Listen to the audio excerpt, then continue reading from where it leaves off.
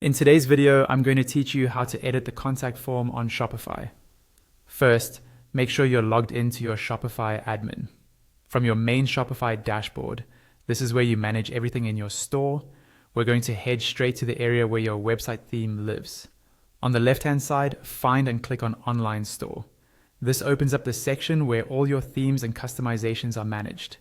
In the Themes area, look for your current theme and click on the option that lets you edit it, usually called Customize or Edit Theme. This will open the Shopify theme editor, where you can visually adjust how your store looks. At the top of the editor, you'll see a drop-down that probably says Home Page. Click on that drop-down to change which page you're editing. From the list that appears, choose Pages and then look for your contact page.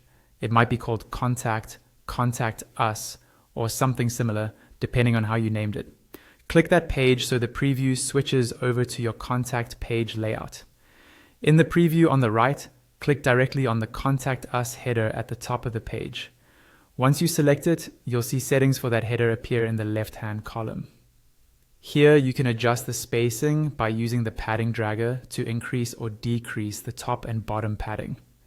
This helps control how much white space there is around the header. You can also open theme settings from here to decide whether this section should reveal on scroll or appear immediately. If you want to add more advanced styling, click on Custom CSS and paste in any extra code you need. If you're not comfortable with CSS, you can skip this part and rely on the built-in options. Next, click on the actual contact form itself, just below the header in the preview. When you select the form, you'll see another set of settings on the left.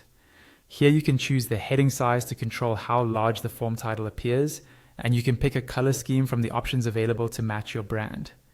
You'll also see padding controls again to fine-tune the space around the form, and you can revisit theme settings here to turn the reveal on scroll effect on or off for this section as well. Once you're happy with how everything looks and feels, don't forget to click Save in the top right corner. That will publish all your changes to the live contact page